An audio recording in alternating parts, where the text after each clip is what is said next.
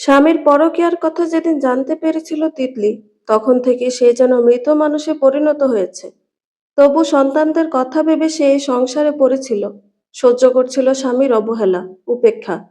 কিন্তু আজ যখন জহি ডিভোর্সের কথা বলল, তখন সে যেন দিশেহারা হয়ে পড়ল। পা জড়িয়ে সংসার ভিক্ষা চাইল। কিন্তু নির্দয় জহির লাথি মেরে তাকে সরিয়ে দিয়ে হন হন করে বাসার বাহিরে চলে গেল। আর তিতলিকে দিল দুদিনের সময়। দুদিনই যেন এই ফ্ল্যাট খালি করে সে, কারণ এই ফ্ল্যাটে নতুন মালকিন রুমি এখানে এসে উঠবে। তিতলির হাতে গোছানো সংসারটা হয়ে যাবে রুমির। ছোটবেলা থেকে নিজের নামের মতোই হাসি খুশি চঞ্চল মেয়ে সে। পড়াশোনা দারুণ মেধাবী ছিল। তার নামে কোনো খারাপ রেকর্ড আছে কিনা সন্দেহ। বাবা মায়ের একমাত্র মেয়ে হয়, ছোটবেলা থেকেই সে তার প্রতিটা পদক্ষেপ মেপে মেপে ফেলত, যাতে তার কারণে তার বাবার সম্মানে দাগ না লাগে। তাই তো প্রাপ্তবয়স্ক হওয়ার পর বাবা মায়ের পছন্দকে প্রাধান্য দিয়েছিল। বিয়ের পর স্বামীর পছন্দ অপছন্দকে মাথায় রেখে নিজের কেরিয়ারকে বিসর্জন দিয়ে সংসারেই পুরোপুরি মনোনিবেশ করেছিল সে। সে ছিল এক নিপুণ গৃহিণী, যার কোনো খুঁত বের করা নেহাতই অসম্ভব। কিন্তু এ কি হলো? এতটা পারফেক্ট থাকার পরেও তার স্বামী অন্য মেয়ের দিকে ঝুঁকল। তার স্বামী কি করে তাদের 12 বছরের সংসার জীবনকে নিমিষেই ভুলে যে নতুন করে সংসার গড়ার স্বপ্ন দেখার সাহস করলো? একবারও কি সে তার দুটো সন্তানের কথা ভাবলো না? তাদের ভবিষ্যতের কথা ভাবলো না? তার বড় ছেলে তুর্য মাত্র 11 বছর, আর মেয়ে তূর্ণার বয়স 8। এই দুটো ছোট ছেলে মেয়ে নিয়ে সে কোথায় যাবে? বাবার বাসায়? তাহলে বাবার সম্মান তা তো ধুলোয় মিশে যাবে। আর তার নিজের বয়স এখন 37। নিজে উচ্চশিক্ষিত হলেও তার যে কোনো ওয়ার্ক এক্সপিরিয়েন্স নেই। এত বয়সী একজন নারী যার কিনা কোনো অভিজ্ঞতা নেই, তাকে কে চাকরি দিবে? বাচ্চাদের পড়াশোনার এত খরচ সে একা কিভাবে বহন করবে? দুটো বাচ্চাই যে তার ইংলিশ মিডিয়ামে পড়ে। জহির যে ডিভোর্সের পর তাদের খরচ দিবে না, তা তিতলি বোঝে। কারণ বিগত 6 মাসে জহির সংসার 1 টাকাও দেয়নি। তিতলি নিজের সোনার চেন বিক্রি করে বাচ্চাদের স্কুল ফি, টিউশন ফি বাজার করেছে। তাহলে এখন কি করবে সে? বেহার মতো মাথা গুঁজে এই ভাঙা সংসারে পড়ে থাকবে? কিন্তু তাও তো সম্ভব না। জহিরের প্রেমিকা রুমি তো বলেই দিয়েছে সে সতীনের সংসার করবে না। তাই জহির বলে দিয়েছে যে সে তাকে ডিভোর্স দিতে চায়। এভাবে কাঁদতে কাঁদতে সারা রাত কাটিয়ে দেয় তিতলি। অন্যদিকে জহির অফিস করেই চলে গিয়েছে রুমিদের বাসায়। সে আজকাল সেখানেই থাকে। ওখানে রুমির মা বাবা আর ভাইও থাকে। গত 2 বছর ধরে রুমিদের পরিবারের সব দায়িত্ব জহিরের কাঁধেই। লোকমুখে তিতলি শুনেছিল জহির নাকি রুমিকে বিয়ে করেছে অনেক আগে। এত কিছু শোনার পরেও দাঁতে দাঁত চেপে বেহায়ার মতো এই সংসারে পড়েছিল তিতলি। কারণ সন্তানের ভবিষ্যৎ ও তার বাবার সম্মান। মেয়েদের আসলে সুন্দর চেহারার চেয়ে সুন্দর ভাগ্য থাকাটা বেশি জরুরি। বাবার বুকে পরম আদরে লেপ্টে আছে তিতলি। বারবার হিসকি তুলে তুলে বারবার কেঁদে উঠছে। তার বাচ্চা দুটো পাশের ঘরে বিছানায় ঘুমোচ্ছে। বড্ড ক্লান্ত যে আজ তারা। নিজের বাবার পশুর মতো রূপটি আজ দেখেছে তারা। ভীষণভাবে ভয় পেয়েছে দুই ভাই বোন। এত কিছুর পরেও তিতলি জহিরের ওই ফ্ল্যাটেই পড়েছিল। বিকেলের দিকে হুটস করে জহির ফ্ল্যাটে এসে হাজির হয়। সাথে ছিল রুমির বাবা আর ভাই। তারপর তারা টেনে হিঁচড়ে তিতলি আর ওর দুই বাচ্চাকে সেখান থেকে বের করে দেয়। রুমির বাবা ভাই তাকে জহিরের সামনে গায়ে হাতও তুলেছে। তিতলি তবুও চুপ ছিল। জহিরের পা ধরে ভিক্ষা চাচ্ছিল তার সংসারটা, কিন্তু জহিরকে যেন তারা বশ করে রেখেছে। এদিকে তুর্য যখন নিজের মাকে বাঁচাতে এগিয়ে আসে, তখন রুমির বাবা তুর্যের পেট বরাবর লাথি মারে। ব্যথায় তার বাচ্চাটা আর্তনাদ করে ওঠে। এদিকে কিছুক্ষণ আগে বাবার কাছে থাপ্পড় খেয়েছে তূর্ণা। তার দোষ শুধু এতটুকুই ছিল যে সে তার বাবাকে দেখে জড়িয়ে ধরেছিল। নিজের প্রতি সব অন্যায় মেনে নিল, নিজের সন্তানদের শরীরে আঘাত মেনে নিতে পারল না তিতলি। সাথে সাথে রুমে দৌড়ে যে 999 ফোন দিল। এদিকে জহির আর রুমির বাবা ভাই কিছু বুঝে ওঠার আগে ফ্ল্যাটে পুলিশ এসে হাজির হলো। অ্যারেস্ট করে নিয়ে গেল 3 নরপশুকে। তিতলিও এক মুহূর্ত দেরি না করে নিজের প্রয়োজনীয় জিনিসপত্র গুছিয়ে নিয়ে বাচ্চা দুটোকে বুকে আগলে নিয়ে আসলো বাবার বাসায়, যা তার শেষ আশ্রয়। বাসায় এসে সে আজমল সাহেবকে সব খুলে বলল। সব শুনে আজমল সাহেব যেন স্তব্ধ হয়ে গেলেন। এদিকে তিতলির মাও মেয়ের কষ্টে কেঁদে ফেললেন। আজমল সাহেব মেয়েকে বকে নিয়ে জোর কণ্ঠে বলে উঠলেন, এত দেরি করলি কেন রে মা? আরো আগে কেন ছেড়ে আসলি না ওই কাপুরুষকে? তোর বাবা কি মরে গেছে? তোর বাপটা আল্লাহর রহমতে বেঁচে আছে মা। তুই আমাদের একটাই মেয়ে রে মা। তুই ছাড়া আর কে আছে? তুই তোর বাবা মায়ের বোঝা না, আমাদের শক্তি। আমরা সমাজের পরোয়া করি না। তুই আমাদের অনেক শখের সন্তান তিতলি। বাবার থেকে সাহস পেয়ে তিতলি যেন আত্মবিশ্বাসী হয়ে উঠল। না, তাকে এভাবে হেরে গেলে চলবে না। তাকে আবার উঠে দাঁড়াতে হবে, অন্তত নিজের সন্তানদের জন্য। বাবার বুক থেকে মাথা তুলে তিতলি বলে উঠল, বাবা, আমরা কালকে উকিলের কাছে যাব। ওই পশুটাকে ডিভোর্স দিব, নারী নির্যাতনের মামলাও দিব, আর আমার বাচ্চাদের ভরণ পোষণের টাকাও আদায় করব। ওকে আমি মোটেও ছাড় দিব না বাবা। অনেক সহ্য করেছি, কিন্তু আর না, বলেই নিজের ঘরে চলে গেল তিতলি। সে এবার বাঁচবে, নিজের জন্য বাঁচবে, নিজেকে ভালোবাসবে। আর সো কল্ড পারফেক্ট হওয়ার চেষ্টা করবে না। সমাজ যে যা মন চায় বলুক, তাদের মুখে একদলা থু। জহিরের নামে নারী নির্যাতনের মামলা দিয়েছে তিতলি, ডিভোর্সও ফাইল করেছে, বাচ্চাদের ভরণ পোষণের জন্য এককালীন টাকাও দাবি করেছে। আর নারী নির্যাতনে যথেষ্ট প্রমাণও আছে তার কাছে। তাই জহিরের উকিল আহ্বান জানিয়েছে পরস্পর সমঝোতার মাধ্যমে ডিভোর্সের আর মামলা মীমাংসার। তিতলি আর জহির সামনাসামনি বসে আছে, আর তাদের সাথে আছে তাদের উকিল। তিতলির উকিল রহিম কায়সার দাবি রাখে যে তিতলিকে কাবিনে 10 লাখ সহ আরো 10 লাখ দিতে হবে। এছাড়াও বাচ্চাদের ভরণ পোষণের জন্য এককালীন 30 লক্ষ টাকা দাবি করে। প্রথমে জহির মানা করে দিল, পরবর্তীতে জেল খাটার ভয়ে রাজি হয়ে যায়। এভাবেই দুজনের শর্তের ভিত্তিতে মিউচুয়াল ডিভোর্সের জন্য সম্মতি জ্ঞাপন করে। আজ 3 মাস পর অবশেষে তিতলির ডিভোর্স কার্যকর হলো।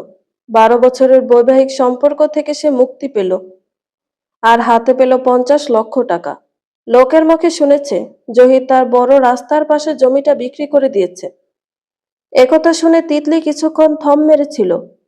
ওর মনে পড়ে যায় বিয়ের 1 বছর পরে ওরা ওই জমি কিনেছিল। অনেক বড় লোন হয়েছিল সেবার, শোধ করতে পুরো 2 বছর লেগেছিল। সে সময় কতই না স্ট্রাগল করেছিল তারা। জহিরের ইচ্ছে ছিল ওখানে বড় একটা বাংলো করবে, বৃদ্ধ বয়সে তারা দুই বুড়ো বুড়ি মিলে সেখানে থাকবে। কত কত স্বপ্ন, কত কত ইচ্ছা, আজ কোথায় সেসব? এক নারীর মোহে কিভাবে জহির নিজের স্ত্রী সন্তানদের ভুলে গেল? কিভাবে? বাবা, আমি ভেবেছি আমি হোমমেড ফুডের বিজনেস স্টার্ট করব। আমার রেজাল্ট ভালো সত্যি, কিন্তু এই বয়সে আমাকে কেউ চাকরিতে নিব না। বড় জোর প্রাইভেট স্কুলগুলোতে টিচারের চাকরি পেতে পারি, কিন্তু সেখানে কম বেতন। বাচ্চাদের ভবিষ্যতের কথাও তো ভাবতে হবে। তাই আমি বিজনেস করতে চাই। অবশ্যই মা, তুই তোর সব সিদ্ধান্তে তোর বাবাকে পাশে পাবি। এভাবেই শুরু হলো তিতলির এক নতুন যাত্রা। 3 মাসের মধ্যেই সে ব্যবসায় সফলতার মুখ দেখল, একটি রেস্টুরেন্ট খুলল। এভাবেই বাবা মা নিজের দুই সন্তান নিয়ে কাটতে লাগলো তিতলির নতুন জীবন, যেখানে সে অনেক সুখী। সময় এভাবেই কেটে যায়, পেরিয়ে যায় 15টি বছর। 15 বছর পর, মাম্মা, ও মাম্মা, আমার নুডলস তোর না আপি, তুর্য ভাই আর অরণ্য ভাই খেয়ে ফেলেছে। তুমি আপিকে আর ভাইদেরকে বকো, বলেই কেঁদে দিল 10 বছরের তুবা। এদিকে তিতলি খুন্তি হাতে রান্নাঘর থেকে বেরিয়ে এলো। তারপর গজরাতে গজরাতে বলে উঠল, এই, তোরা কি তুবার মতো বাচ্চা হয়েছিস? এই বান্দরের দলের জন্য শান্তি পাই না আমি। আয় তো তুবা, ওদের বকে দিয়েছি আমি। মামনি, তোমার এই মির্জাফর মেয়ের জন্য আমাদেরকে বকলে দেখবে এখনই দল বদল করে আমাদের কাছে এসে বসবে। বলে অরণ্য তুবাকে জিজ্ঞেস করলো, বনু, নতুন গেম ডাউনলোড করেছি, খেলবি নাকি মামনির সাথে যাবি?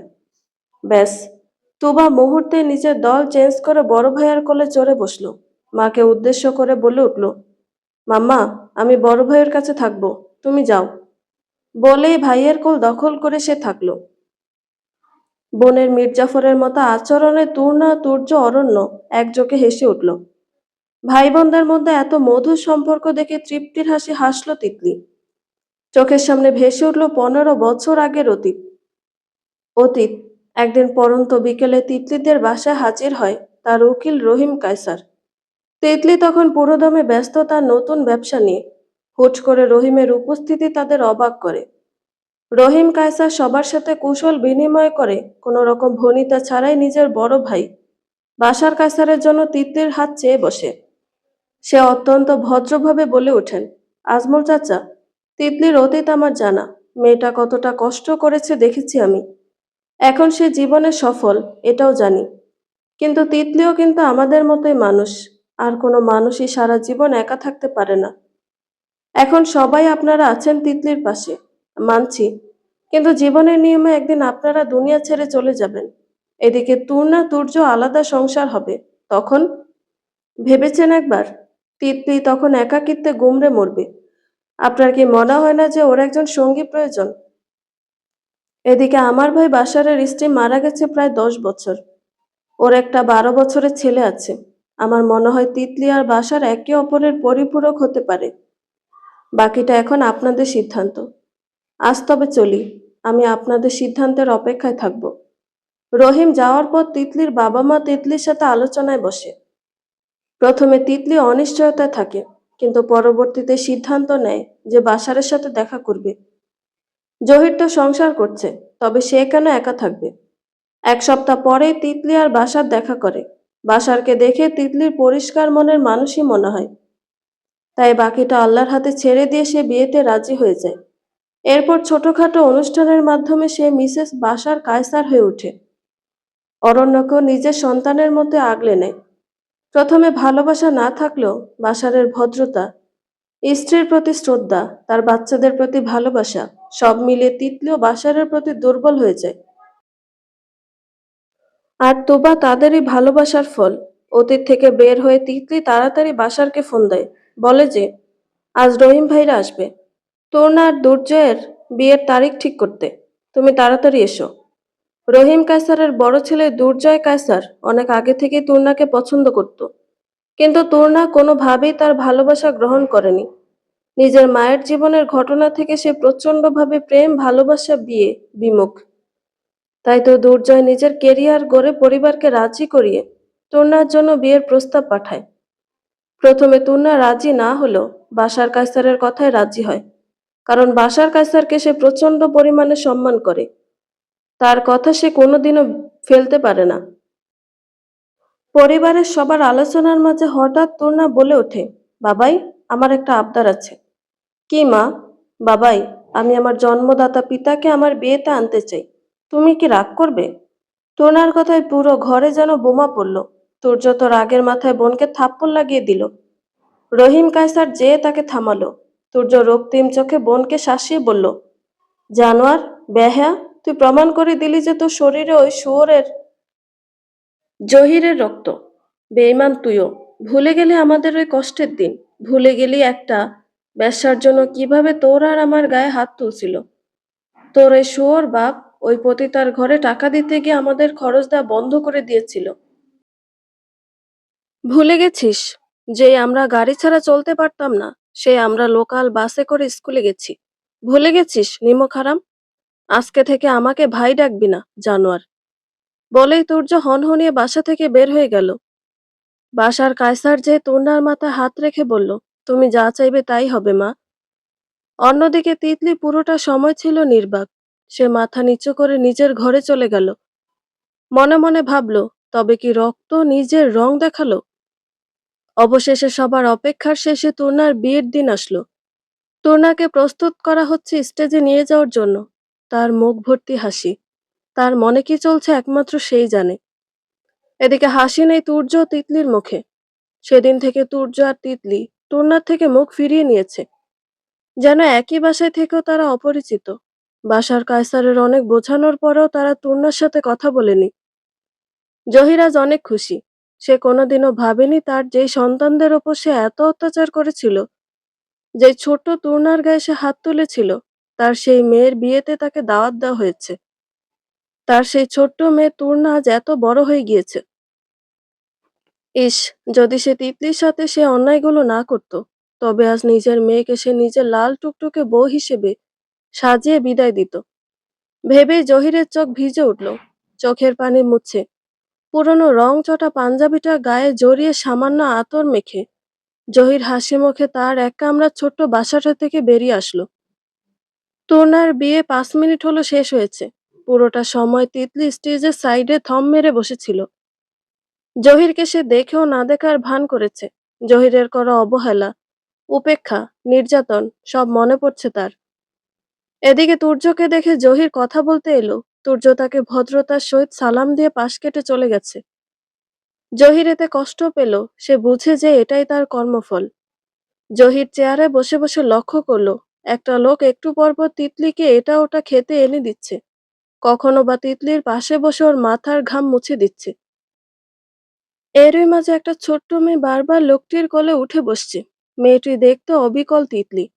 জহিরের বুঝতে বাকি রইল না যে লোকটি তিতলির বর্তমান স্বামী, আর বাচ্চাটি তাদের। আফসোস হলো তার, এই সংসারটা তো তার ছিল। তার কি হয়েছিল সে সময়? কেন অন্ধ হয়ে গিয়েছিল? কেন নিজের সন্তান আর স্ত্রীর প্রতি এতটা অমানবিক আচরণ করেছিল? উত্তর পায় না জহির। উত্তর পায় না। এরই মধ্যে সবাইকে অবাক করে দিয়ে তুর্না জহিরের হাত ধরে তাকে স্টেজের উপরে নিয়ে আসলো। আবার নেমে এবার বাশার কায়সারকে সাথে নিয়ে স্টেজে উঠলো। এরপর নিজের এক পাশে জহির আর আরেক পাশে বাশারকে দাঁড় করিয়ে মাইক হাতে নিল। তারপর বলতে শুরু করলো, আগে আমার বর্তমান দিয়ে শুরু করি। এই যে আমার বাম পাশে যে মানুষটি দাঁড়িয়ে আছে, উনি হচ্ছেন আমার বাবাই, আমার মায়ের দ্বিতীয় স্বামী। আমি তার বায়োলজিক্যাল মেয়ে নই সত্যি, কিন্তু সে এই 15 বছরে একদিনও আমাকে তা বুঝতে দেননি। আমার বাবা মায়ের বিচ্ছেদের পর আমি অনেক বেশি ট্রমাটাইজ হয়ে পড়েছিলাম। কেননা তখন আমার বয়স মাত্র 8। এরপর মা যখন দ্বিতীয় বিয়ে করলো, সেটাও আমি মেনে নিতে পারছিলাম না। কারণ আমার ছোট্ট মন তখনও আমার বায়োলজিক্যাল ফাদারকেই খুঁজতো। ফলে দিন দিন মানসিক রোগীতেও পরিণত হচ্ছিলাম। সে সময় বাবাই সেটা বুঝতে পেরেছিলেন। সে আমাকে সাইকিয়াট্রিস্টের কাছে নিয়ে যায়, আমাকে সময় দেয়। ধীরে ধীরে আমার সবচেয়ে কাছের বন্ধু হয়ে ওঠে আমার বাবাই। আমার স্কুল, কলেজ, ইউনিভার্সিটি লাইফে যত প্রোগ্রাম, যত প্যারেন্ট মিটিং, একটিও আজ পর্যন্ত বাবাই মিস দেননি। তার আমার প্রতি এতটাই স্নেহ, ভালোবাসার দায়িত্ববোধ ছিল যে আমার বন্ধু মহলের কেউই টের পাননি যে ইনি আমার আসল বাবা না। আজকে সবার সামনে আমি আমার বাবাইকে বলতে চাই, বাবাই, অসংখ্য ধন্যবাদ আমাদের জীবনে আসার জন্য, আমাদেরকে এত সুন্দর একটা জীবন দেওয়ার জন্য। ভালোবাসি বাবাই। তোনার কথা শেষ হওয়ার সাথে সাথে কমিউনিটি সেন্টারে সবাই হাততালি দিয়ে উঠল। সবার মুখে মুখে বাশার কায়সারের নামে প্রশংসা। এরপর সবাইকে থামতে বলে তোরনা আবারও মাইক হাতে নিল। এদিকে তিতলির মস্তিষ্ক মুহূর্তে সজাগ হলো। মেয়ে তার কি করতে যাচ্ছে সে যেন টের পেল। তাই তাড়াতাড়ি মেয়েকে থামাতে যেতেই পেছন থেকে তুর্য তার হাত টেনে ধরল। তিতলি তুর্যর দিকে গরম চোখে তাকিয়ে বলল, কাউকে এভাবে ডেকে এনে অপমান করার কোনো মানে হয় না তুর্য। তোর না ছোট, ভুল করছে, কিন্তু বড় ভাই হয়ে তুই কিভাবে এটা সাপোর্ট করছিস? যত বড় পাপ করুক না কেন, সে তোদের জন্মদাতা পিতা। হ্যাঁ মা, আমার জন্মদাতা পিতা। জানো তো, আজও আমার পেটের বাম পাশে ব্যথা করে। কেন জানো? আমার বাবার সামনে তার ওই রক্ষিতার ভাই আমার পেটে লাথি মেরেছিল। ভুলিনি মা। আমার বোনটাকে আমি প্রতিদিন রাতে কান্না করতে দেখেছি মা। ওকে ধীরে ধীরে মানসিক রোগী হতে দেখেছি। বোনও যা করছে ওকে করতে দাও। অন্তত এবার ওর মনটা একটু শান্ত হোক। থেমে গেল তিতলির পা। এদিকে মাইকে তুর্না বলছে, এই যে এই লোকটাকে দেখছেন, এনার নাম জহির আহসান। ইনি আমার জন্মদাতা পিতা, ইংরেজিতে বায়োলজিক্যাল ফাদার। বলে একটু তাচ্ছিল্য হাসলো তুর্না। এই মানুষটা আমার পুরো দুনিয়া ছিল একটা সময়। ওনাকে ছাড়া আমি রাতের খাবারটা পর্যন্ত মুখে তুলতাম না। তার বুকে মাথা না রাখলে আমার ঘুম আসতো না। কিন্তু ইনি হুট করে একদিন আমাদের ভুলে গেলেন। একটি বেশ্যাকে আমার মায়ের জায়গায় আর সংসারে স্থান দিলেন। এমনকি আমাদের সংসারে টাকা দেওয়া পর্যন্ত বন্ধ করে দিলেন। অভাবে আমাদের সংসার তখন দিশেহারা। এমনও দিন গিয়েছে আমরা একবেলা না খেয়ে থেকেছি। মাছ মাংস মুখে জুটতো না সে সময়। সবচেয়ে মজার ব্যাপার কি জানেন? আমার এই বায়োলজিক্যাল ফাদারের ব্যবসা তখন রমরমা। লাখ লাখ টাকা ইনকাম তার প্রতি মাসে। কিন্তু সে টাকা সে আমাদের দিত না, বরং তার রক্ষিতাকে দিত। সেই রক্ষিতার সংসারে টাকা দিত সে। সে তার ওই রক্ষিতার জন্য আমার ওপর আর আমার মা ভাইয়ের ওপর হাত পর্যন্ত তুলেছে। আমার মা তার পা ধরে সংসারটা ভিক্ষা পর্যন্ত চেয়েছিল, কিন্তু সে আমার মায়ের মুখে লাথি মারে। এই অমানুষটার জন্য আজও প্রতি রাতে আমাকে মানসিক রোগের ওষুধ খেতে হয়। মাঝে মাঝে আমার প্যানিক অ্যাটাক হয়। যাই হোক, ধন্যবাদ আপনাকে সবকিছুর জন্য। বিশ্বাস করুন, আমি ভেবেছিলাম আপনাকে ডেকে অপমান করে মনে হয় আমি মানসিক শান্তি পাবো, কিন্তু আমি কেন জানি শান্তি পাচ্ছি না। আমার না খুব কষ্ট হচ্ছে, খুবই কষ্ট হচ্ছে। মনে হচ্ছে বুকটা ছিঁড়ে যাচ্ছে। আমি আপনাকে ঘৃণা করি জহির আহসান, কিন্তু আমি আমার বাবা জহির আহসানকে এখনো ভালোবাসি, অনেক বেশি ভালোবাসি। বলেই কান্নায় ভেঙে পড়ল তুর্না। তার প্যানিক অ্যাটাক হয়েছে। সবাই তাড়াতাড়ি দৌড়ে এলো তার কাছে। হসপিটালে নিতে হবে যে। এদিকে সবাই চলে গেল। স্টেজে হতভম্ব হয়ে দাঁড়িয়ে আছে জহির। চোখ দিয়ে অঝরে তার অশ্রু ঝরছে। নিজের করা পাপগুলো তার মনে পড়ছে। হসপিটালের বাহিরে দাঁড়িয়ে আছে জহির আর তিতলি। জহির নত মাথায় তাকে বলল, ক্ষমা চাওয়ার মুখ নেই আমার। তবু বলছি, পারলে মাফ করে দিও। আর এই চিঠিটা রুমি দিয়েছে তোমাকে ওর মারা যাওয়ার আগে। এতদিন আমার কাছে আমানত হিসেবে ছিল। তোমার ঠিকানা খুঁজেছিলাম অনেক, পাইনি। তোমরা শহর ছেড়ে চলে গিয়েছিলে। তিতলি চিঠিটা নিল। তারপর বলল, আশা করি আমাদের আর দেখা হবে না। আর কোনো দিন এ মুখী হইও না জহির। ভালো থেকো, বলে হসপিটালের ভেতরে চলে গেল তিতলি। এদিকে জহিরও চলল আপন গন্তব্যে। তরুণাকে কিছুক্ষণ আগে বাসায় নিয়ে আসা হয়েছে। সবাই এখন বিশ্রাম নিচ্ছে। এদিকে তিতলি এক কাপ কফি হাতে তার রিডিং টেবিলে বসেছে। হাতে তার রুমির লেখা শেষ চিঠি। তিতলি আপা, আপাই বললাম, বয়সে বড় আপনি আমার। জানি আজ এত সম্মান দেখাচ্ছি বলে তাচ্ছিল্য হাসছেন, কারণ আমার জন্য আপনার সাজানো সংসার নষ্ট হয়েছে, আর সেই পাপের শাস্তি এখন পাচ্ছি আমি। তবে মৃত্যুর আগে আপনাকে কিছু সত্য জানিয়ে যেতে চাই আপা। আমি নিম্ন মধ্যবিত্ত পরিবারের মেয়ে। আমরা দুই বোন এক ভাই। বাবা জুতা দোকানের কর্মচারী ছিল, আর মা গৃহিণী। আমি আর আপা দুইজনই পড়াশোনায় অত্যন্ত তুখোড় ছিলাম। ইচ্ছে ছিল বড় হয়ে ডাক্তার হব, আর আপার ইচ্ছে ছিল সে টিচার হবে। কিন্তু একটা সময় পর বাস্তবতার সামনে আমাদের স্বপ্ন হুমড়ি খেয়ে পড়ল। আপাকে বিয়ে দেওয়ার জন্য তোড়জোড় শুরু করলো আব্বা আম্মা। আপা সুন্দর হয় প্রথমে বড় ঘর থেকে প্রস্তাব আসলো। তাদের বড় অ্যামাউন্টের যৌতুক দিতে অক্ষম ছিলাম আমরা।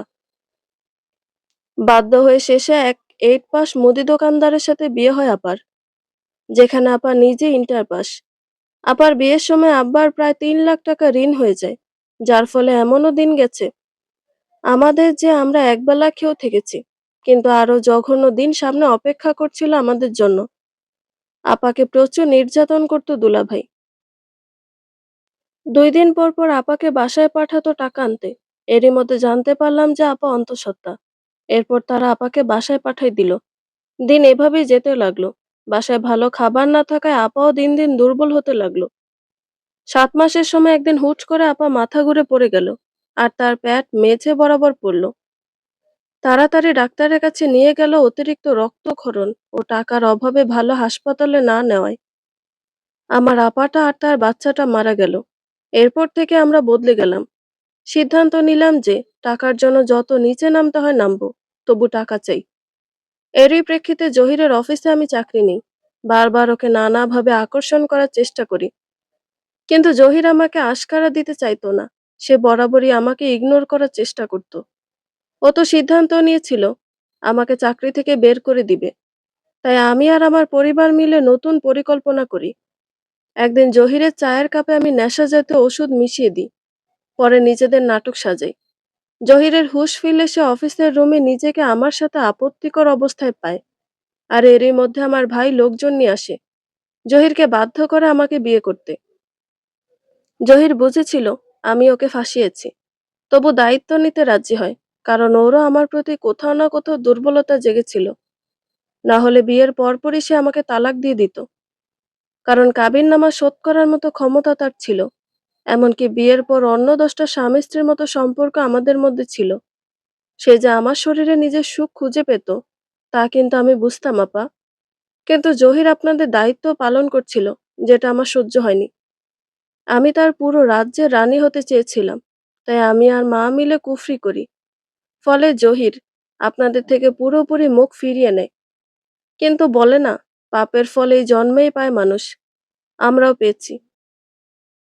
আপনাদের ডিভোর্সের পর প্রথম ১ বছর আমি যেন স্বর্গে ছিলাম। খালি সুখ আর সুখ।